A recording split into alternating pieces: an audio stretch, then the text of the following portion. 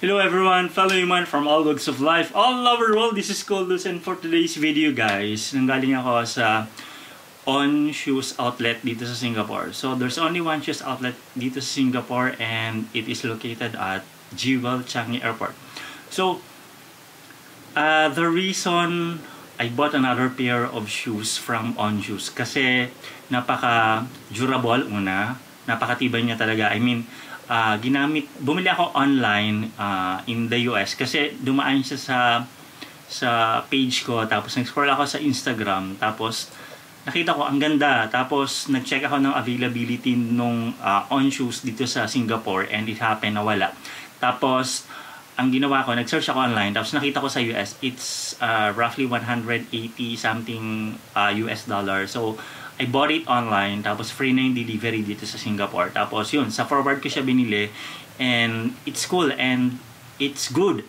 And ang nagustuhan ko talaga sa On is, initially yung sole niya, ayoko. So ang ginawa ko, pinalitan ko, bumili ako ng soft na sole online. Tapos after nun, na appreciate ko, tapos yun na yung ginagamit ko sa work. Kasi normally, pag bumababa ako ng operation, tapos nagwo-walk, medyo yung ibang mga sapatos ko na nabili is durable din, pero hindi siya ganun ka-light. So, at this time, dahil sobrang nagandahan ako sa On, and I really like yung pagiging light niya, tapos, basta, hindi siya naluluma. I mean, naalikabukan lang siya, pero yung pinaka-shoes niya talagang napakaganda. Tapos, trinay ko nga maglaba kahapon, and then, it happened na nung binabrush ko siya, doon ko nakita yung durability niya, and it's made from Switzerland. Okay? So ayun, bumili na ako ng another shoes. Another day, another shoes. Okay, eto siya. So ang hindi ko lang masyadong nagustuhan, though I like On Shoes, but then parang tinipid nila kasi yung paper bag. You look, it's like recyclable paper bag. So dun sa price niya na for this kind of shoes na nagustuhan ko, I bought it 239 Singapore dollars. So roughly 10,000 in Philippine peso. So guys, baka gusto niyo magpabili or gusto niyo magpabili dito if ever umuwi ako ng Pilipinas, comment down below, then I'll try my very best. Tapos meet na lang tayo sa airport. Okay? So yun. Okay, so far so good. So authentic naman siya kasi sa mismong On siya. So normally may mga sticker siya, and size ng shoes ko is 10. So yeah, open na natin. Alright. So dun sa forward, ang ganda talaga ng kanilang box. I mean, mamahalin. Yung sa On naman, okay din naman siya. Okay. So eto na yung shoes.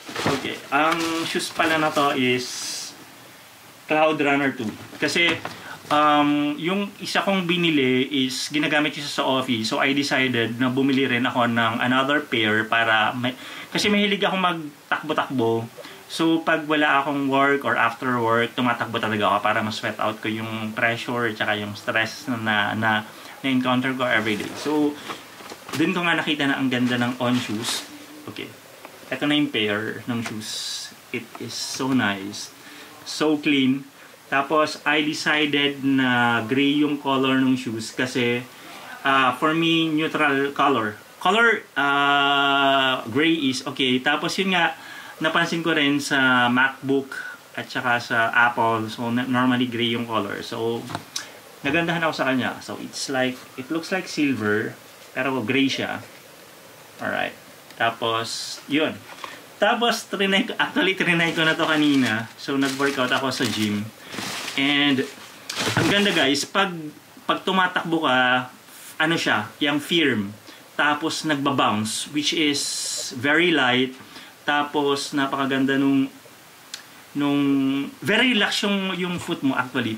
Actually nung nasa sa kabilang condo ako, meron ako nakasabay sa gym at saka sa lift, and then sinabi niya, meron silang mga ka-work na medyo malalaki.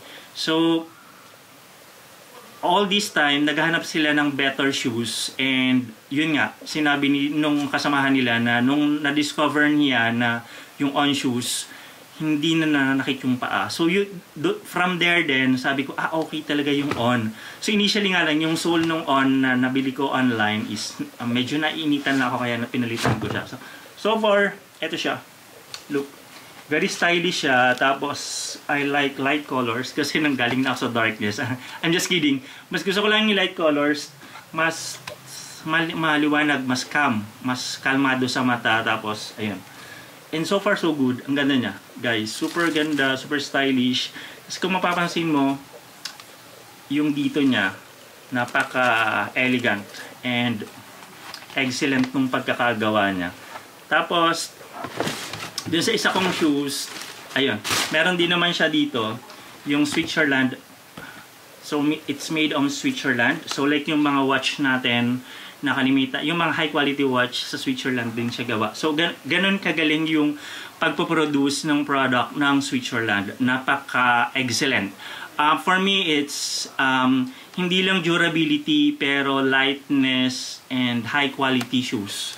So yun nga lang, yung price niya, di ba sa Philippines, normally, ang mga price ng shoes is like, nasa 1,000, 2,000, 3,000. So normally, yung mga high quality shoes na na-encounter ko right now, kasi nandito na ako sa Singapore, normally, nag-range siya ng $200 and above.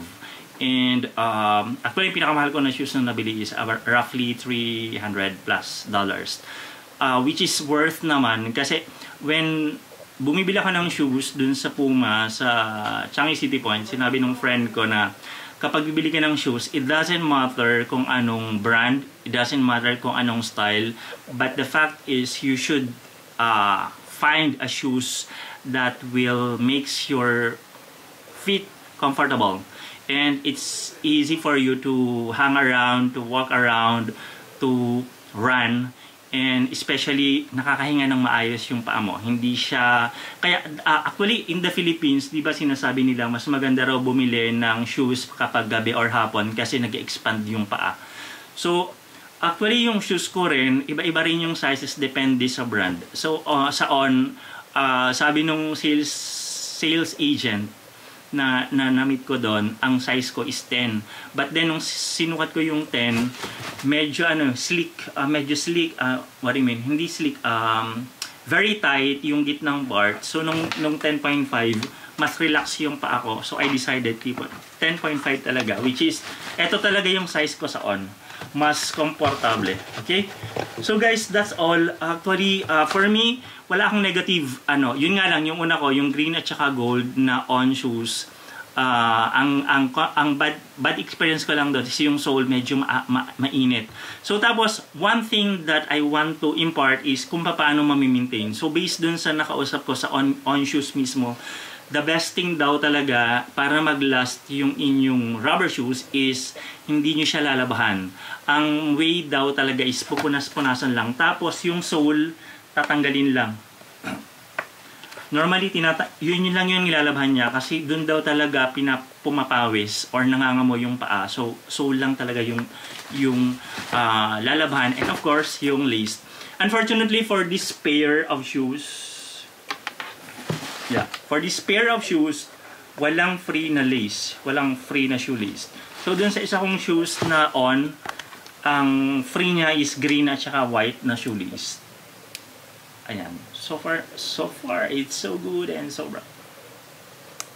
Okay guys, para dun sa mga hindi pa nakasubscribe sa channel ko, please don't forget to subscribe and click the bell notification for more videos. And thank you for watching this video guys. And if you want to share it with other people para sa ganon maintindihan nila or malaman nila kung paano at ano yung magagandang benefit ng On shoes, please follow, share, and subscribe on this channel. And always remember, God loves you and it's cool to be wise. Bye for now and see you in the next video. Bye-bye. And thank you guys for always watching on this video. And please support me. Don't skip ads. Bye-bye.